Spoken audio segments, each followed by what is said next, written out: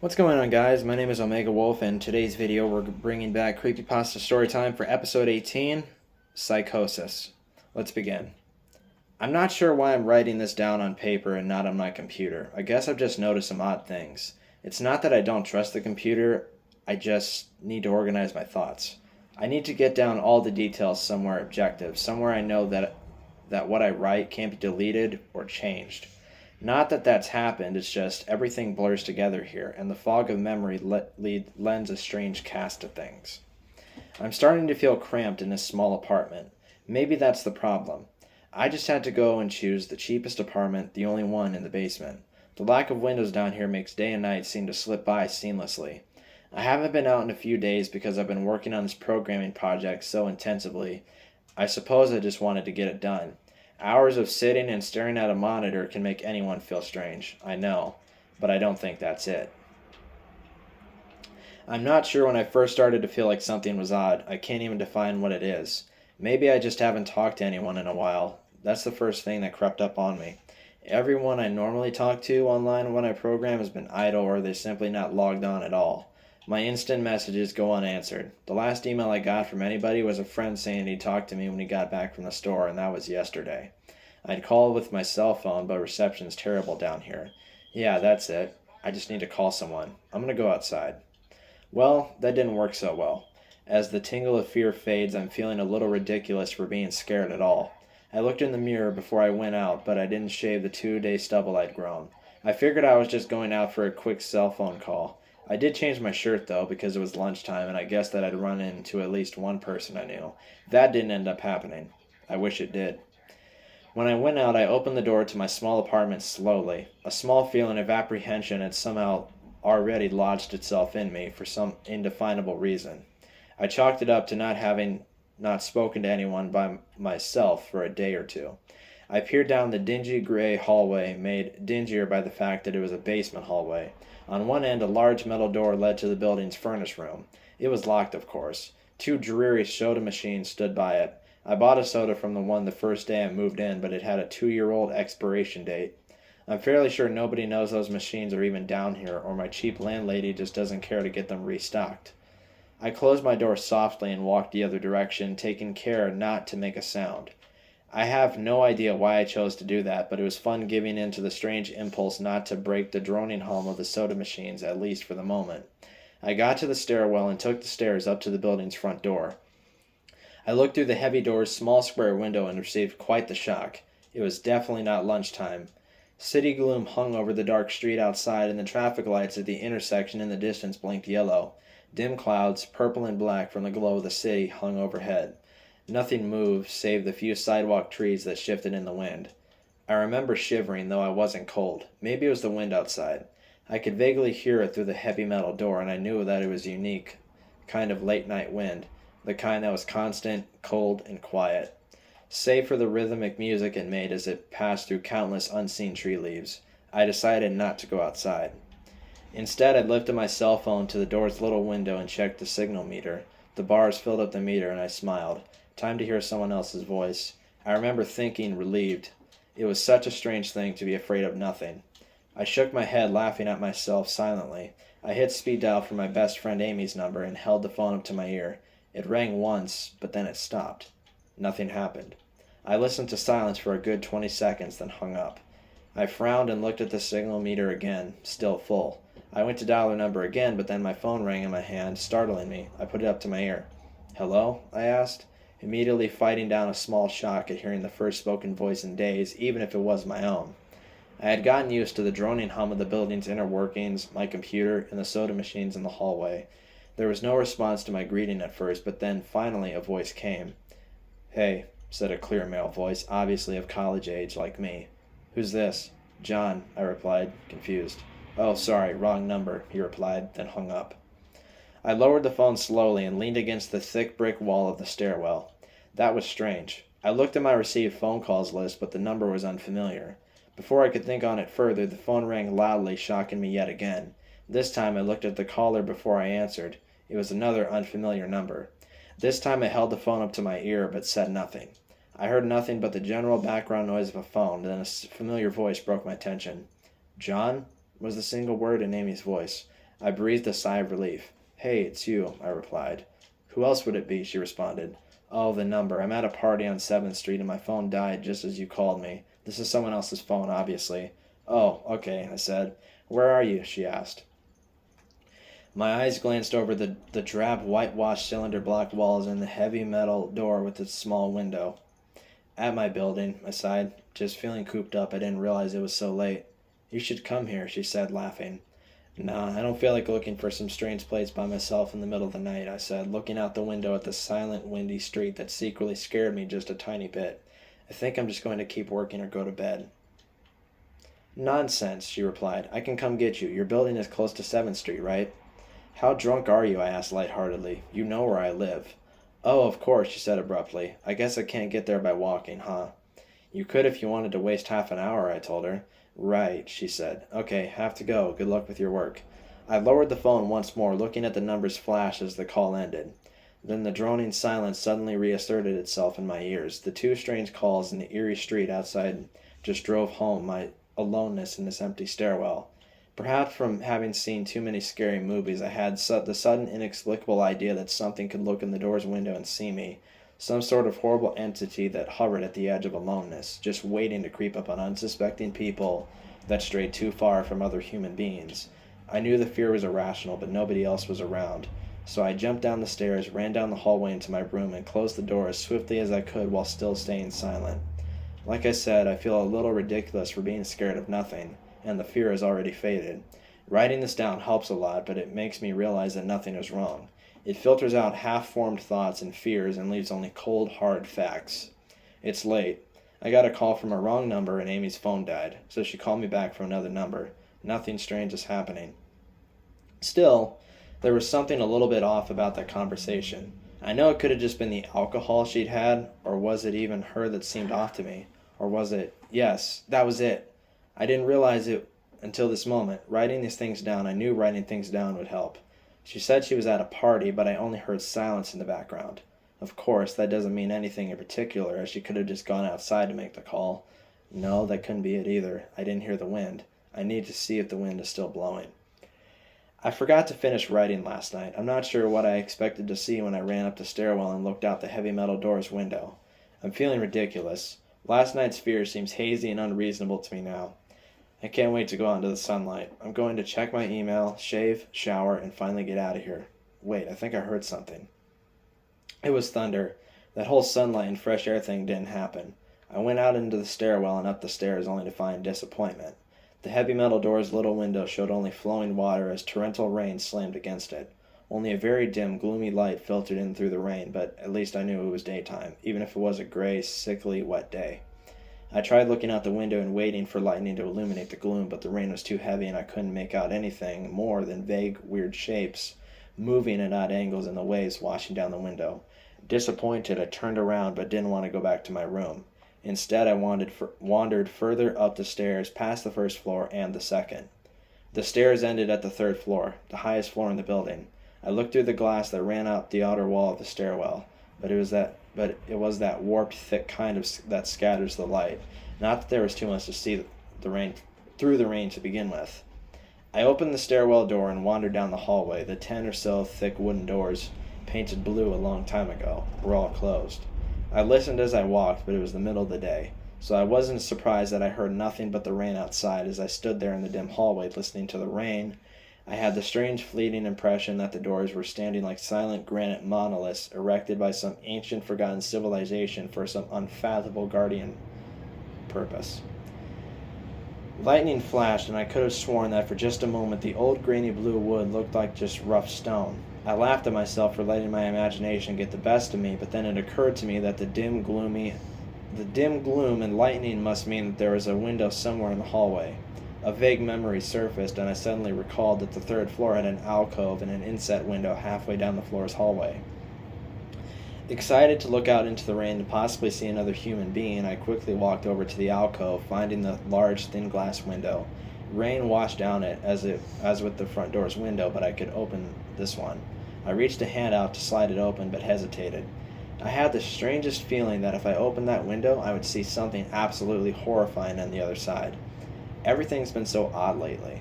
So I came up with a plan and I came back here to get what I needed. I don't seriously think anything will come of it, but I'm bored. It's raining and I'm going stir crazy. I came back to get my webcam. The cord isn't long enough to reach the third floor by any means, so instead I'm going to hide it between the two soda machines in the dark end of my basement hallway, run the wire along the wall and under my door, and put black duct tape over the wire to blend it in with the black plastic strip that runs along the base of the hallway's walls. I know this is silly, but I don't have anything better to do. Well, nothing happened. I propped open the hallway to stairwell door, steeled myself, then flung the heavy metal door wide open and ran like hell down the stairs to my room and slammed the door. I watched the webcam on my computer intently, seeing the hallway outside my door and most of the stairwell. I'm watching it right now and I don't see anything interesting. I just wish the camera's position was different so that I could see out the front door. Hey, somebody's online. I got out an older, less functional webcam that I had in my closet to video chat with my friend online. I couldn't really explain to him why I wanted to video chat, but it felt good to see another person's face. He couldn't talk very long, and we didn't talk about anything meaningful, but I feel much better. My strange fear is almost past. I would feel completely better, but there was something odd about our conversation. I know that I've said that everything has seemed odd, but still. He was very vague in his responses. I can't recall one specific thing that he said, no particular name, or place, or event. But he did ask for my email address to keep in touch. Wait, I just got an email. I'm about to go out. I just got an email from Amy that asked me to meet her for dinner at the place we usually go to. I do love pizza, and I've just been eating random food from my poorly stocked fridge for days, so I can't wait. Again, I feel ridiculous about the odd couple of days I've been having. I should destroy this journal when I get back. Oh, another email. Oh my god. I almost left the email and opened the door. I almost opened the door, but I read the email first. It was from a friend I hadn't heard from in a long time, and it was sent to a huge number of emails that must have been every person he had saved in his address list. It had no subject, and it said simply, "Seen with your own eyes. Don't trust them, they." What the hell is that supposed to mean? The words shock me, and I keep going over and over them. Is it an email sent just as something happened? The words are obviously cut off without finishing. On any other day, I would have dismissed this as spam from a computer virus or something, but the words, "seen with your very own eyes." I can't help but read over this journal and think back on the last few days and realize that I have not seen another person with my own eyes or talked to another person face to face. The webcam conversation with my friend was so strange, so vague, so eerie. Now that I think about it, was it eerie, or is the fear clouding my memory? My mind toys with the progression of events I've written here, pointing out that I have not been presented with one single fact that I did not specifically give out unsuspectingly. The random wrong number that got my name and subsequent strange return call from Amy, the friend that got my name and subsequent shit, I messed it up. The friend that asked for my email address. I messaged him first when I saw him online, and then I got my first email a few minutes later after that conversation. Oh my god, that phone call with Amy. I said over the phone, I said that I was within half an hour's walk of 7th Street. They know I'm near there. What if they're trying to find me? Where is everyone else? Why haven't I seen or heard anyone else in days? No, this is crazy. This is absolutely crazy. I need to calm down. This madness needs to end. I don't know what to think. I ran about my apartment furiously, holding my cell phone up to every corner to see if it got a signal through the heavy walls. Finally, in the tiny bathroom near one ceiling corner, I got a single bar. Holding my phone there, I sent a text message to every number in my list. Not wanting to betray anything but about my unfolded fears, I simply sent, "You seen anyone face to face lately?" At that point, I just wanted any reply back. I didn't care what the reply was or if I embarrassed myself. I tried to call someone a few times, but I couldn't get my head up high enough. And if I brought my cell phone down or even an inch, it lost signal. Then I remembered the computer and rushed over to it, instant messaging everyone online. Most were idle or away from their computer. Nobody responded. My messages grew more frantic, and I started telling people where I was and to stop by in person for a host of barely passable reasons. I didn't care about anything by that point. I just needed to see another person. I also tore apart my apartment looking for something that I might have missed, some way to contact another human being without opening the door. I know it's crazy. I know it's unfounded, but what if? What if? I just need to be sure. I taped the phone to the ceiling in case. The phone rang. Exhausted from last night's rampage, I must have fallen asleep. I woke up to the phone ringing and ran into the bathroom, stood on the toilet, and flipped open the phone taped to the ceiling. It was Amy, and I feel so much better. She was really worried about me and apparently had been trying to contact me since the last time I talked to her. She's coming over now, and yes, she knows where I am without me telling her. I feel so embarrassed. I am definitely throwing this journal away before anyone sees it. I don't even know why I'm writing in it now. Maybe it's just because it's the only communication I've had at all since God knows when. I look like hell, too. I looked in the mirror before I came back in here. My eyes are sunken, my stubble is thicker, and I just look generally unhealthy.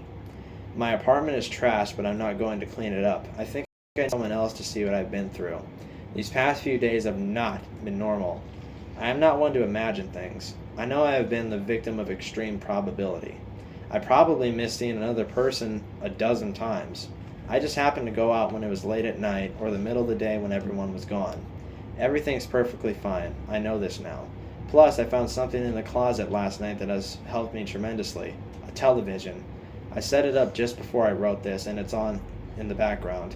Television has always been an escape for me, and it reminds me that there's a world beyond these dingy brick walls. I'm glad Amy's the only one that responded to me after last night's frantic pestering of everyone I could contact. She's been my best friend for years. She doesn't know it, but I count the day that I met her among one of the few moments of true happiness in my life. I remember that warm summer day fondly. It seems like a different reality from this dark, rainy, lonely place. I feel like I spent days sitting in that playground, much too old to play, just talking with her and hanging around doing nothing at all. I still feel like I can go back to that moment sometimes, and it reminds me that this damn place is not all there is. Finally, a knock on the door. I thought it was odd that I couldn't see her through the camera I hid between the two soda machines. I figured that it has bad positioning, like when I couldn't see out the front door. I should have known. I should have known. After the knock, I yelled through the door jokingly that I had a camera between the soda machines because I was embarrassed myself that I had taken this paranoia so far. After I did that, I saw her image walk over to the camera and look down at it. She smiled and waved. "Hey," she said to the camera brightly, giving it a wry look. "It's weird, I know," I said into the mic attached to my computer. "I've had a few weird days." "Must have," she replied. "Sure, John." I hesitated. How could I be sure? "Hey, humor me a second here," I told her through the mic. "Tell me one thing about us. Just prove to me you're you."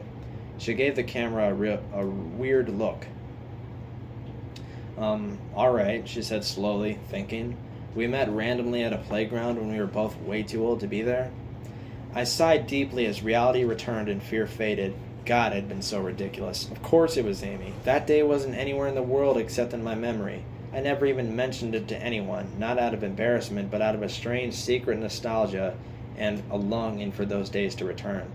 If there was some unknown force at work trying to trick me, as I feared, there was no way they could know about that day. "All right, I'll explain everything," I told her. "Be right there." I ran to my small bathroom and fixed my hair as best I could. I looked like hell, but she would understand. Snickering at my own unbelievable behavior and the mess I made at the place. I walked to the door, I put my hand on the doorknob and gave the mess one last look. So ridiculous, I thought. My eyes traced over the half-eaten food lying on the ground, the overflowing trash bin, and the bed I tipped to the side looking for God knows what. I almost turned to the door and opened it, but my eyes fell on one last thing. The old webcam, the one I used for that eerily vacant chat with my friend. Its silent black sphere lay haphazardly tossed to the side, its lens pointed at the table where this journal lay. An overwhelming terror took me as I realized that if something could see through that camera, it would have just seen what I just wrote about that day. I asked her for any one thing about us, and she chose the only thing in the world that I thought they or it did not know. But it did. It did know. It could have been watching me the whole time. I didn't open the door, I screamed. I screamed in uncontrollable terror. I stomped on the old webcam on the floor. The door shook and the doorknob tried to turn, but I didn't hear Amy's voice through the door. Was the basement door made to keep out drafts? Too thick? Or was Amy not outside? What could have been trying to get in if not her? What the hell is out there? I saw her on my computer through the camera outside. I heard her on the speakers through the camera outside. But was it real? How can I know? She's gone now. I screamed and shouted for help. I piled up everything in my apartment against the front door. At least I think that it's Friday. I broke everything electronic. I smashed my computer to pieces. Every single thing on there could have been accessed by network access, or worse, altered. I'm a programmer, I know. Every little piece of information I gave out since this started, my name, my email, my location, none of it came back from outside until I gave it out. I've been going over and over what I wrote. I've been pacing back and forth, alternating between stark terror and overpowering disbelief. Sometimes I'm absolutely certain some phantom entity is dead set on the simple goal of getting me to go outside. Back to the beginning, with the phone call from Amy. She was effectively asking me to open the door and go outside. I keep running through it in my head. One point of view says I've acted like a madman, and all of this is the extreme convergence of probability. Never going outside at the right times by pure luck, never seeing another person by pure chance, getting a random nonsense email from some computer virus at just the right time. The other point of view says that extreme convergence of probability is the reason that whatever's out there hasn't gotten me already. I keep thinking. I never opened the window on the third floor. I never opened the front door until that incredibly stupid stunt with the hidden camera, after which I ran straight to my room and slammed the door. I haven't opened my own solid door since I flung open the front door of the building. Whatever's out there, if anything's out there, never made an appearance in the building before I opened the front door. Maybe the reason it wasn't in the building already was that it was elsewhere getting everyone else. And then it waited until I betrayed my existence by trying to call Amy, a call which didn't work until it called me and asked me my name. Terror literally overwhelms me every time I try to fit the pieces of this nightmare together. That email, short, cut off. Was it from someone trying to get the word out? Some friendly voice desperately trying to warn me before it came? Seen with my own eyes, don't trust them exactly what I've been so suspicious of. It could have been masterful control of all things electronic, practicing its insidious deception to trick me into coming outside. Why can't it get in? It knocked on the door. It must have been some solid presence. The door. The image of those doors in the upper hallway as guardian monoliths flashes back in my mind every time I trace this path of thoughts. If there is some phantom entity trying to get me to go outside, maybe it can't get through the doors. I keep thinking back all over the books I've read or movies I've seen, trying to generate some explanation for this. Doors have always been such intense foci of human imagination, always seen as wards or portals of special importance. Or perhaps the door is just too thick. I know that I couldn't bash through any of the doors in the building, let alone the heavy basement ones. Aside from that, the real question is, why does it even want me? If it just wanted to kill me, it could have done it any number of ways, including just waiting until I starved to death. What if it doesn't want to kill me? What if it has some far more horrific fate in store for me? God, what can I do to escape this nightmare? A knock on the door. I told the people on the other side of the door I need a minute to think and I'll come out. I'm really just writing this down so I can figure out what to do. At least this time I heard their voices. My paranoia, and yes, I recognize I'm being paranoid, has me thinking of all sorts of ways that their voices could be faked electronically. There could be nothing but speakers outside simulating human voices. Did it really take them 3 days to come to talk to me? Amy is supposedly out there along with 2 policemen and a psychiatrist. Maybe it took them 3 days to think of what to say to me.